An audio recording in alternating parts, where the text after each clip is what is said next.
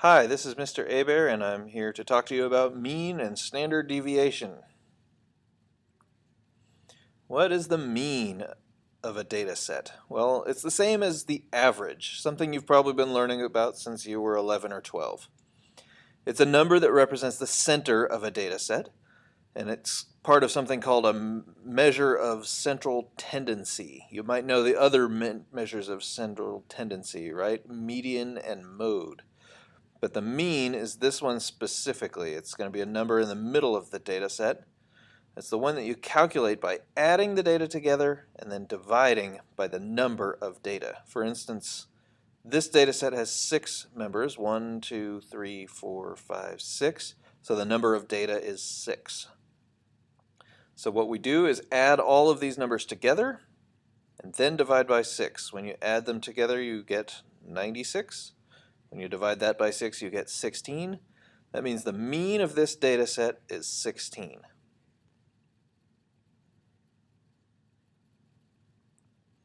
So variance and standard deviation are also numbers that are characteristics of data sets. They tell you how far data is spread out from its mean. And I'll talk more about that in a minute.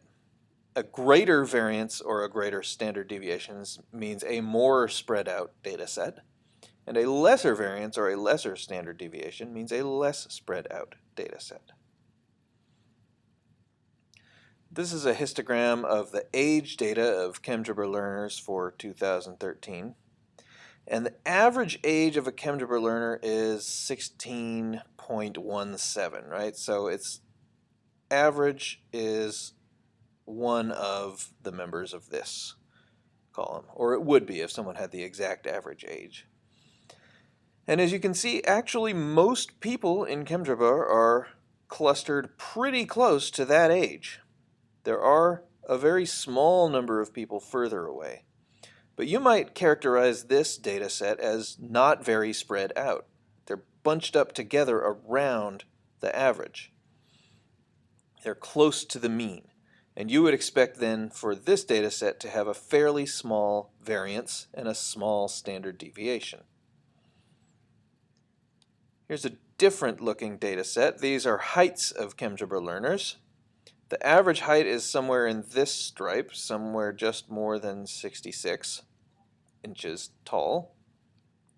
And as you can see, there are actually lots of people who fall into many categories further away from the average. So you would expect this data set, because it is more spread out from the mean, to have a greater standard deviation. We deviate more in height than we do in age. So that's what the variance and the standard deviation measure. How far spread out from the mean a data set is.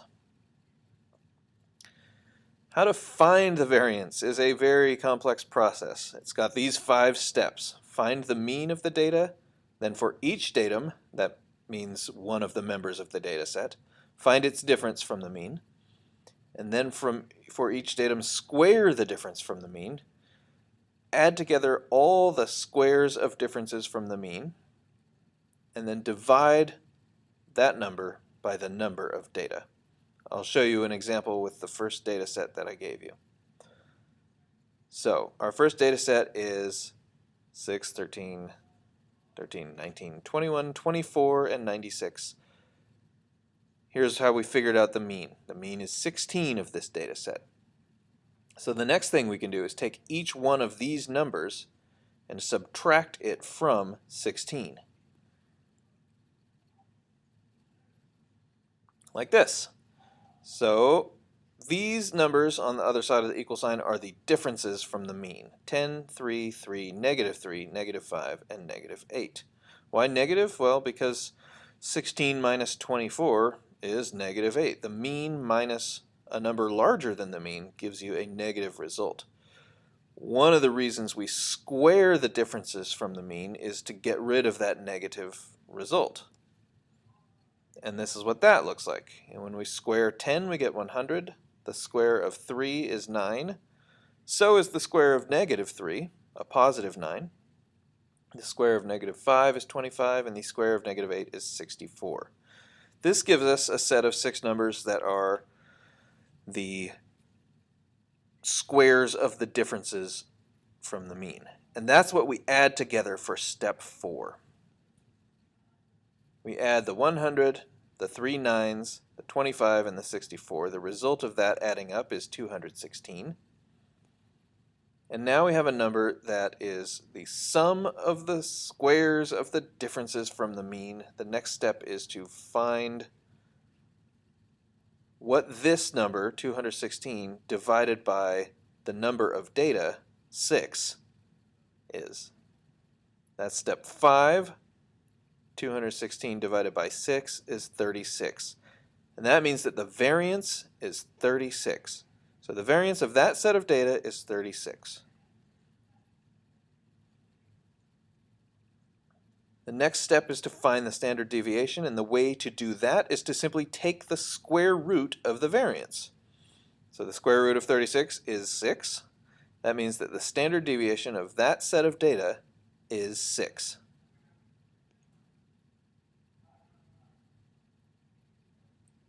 I have another set of data, and we're going to compare the first set to the second set in terms of their variances and standard deviations. So here's my second data set, 6, 7, 12, 16, 16, and 39. Just based on looking at that, does it look like it would be more spread out or less spread out from the mean than the first set? Well, first of all, we'll need to know the mean. So first step is to find the mean of the data. And it just so happens that the mean is 16, same as the other set. I actually did that on purpose so that we could compare how far spread out they are. So if you know that the mean of this set is 16, do you think it is more or less spread out from that mean than the other set? Next step is to find the difference from the mean of each of these numbers. So we'll do 16 minus 6, 16 minus 12, 16 minus 16, and so on.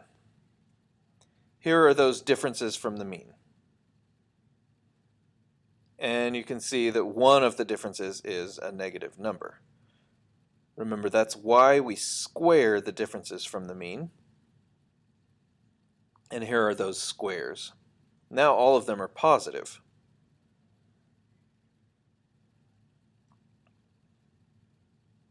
Our next step is to calculate the variance, which we do by adding all of these squares of the difference from the mean and dividing by the number of numbers, which is 6.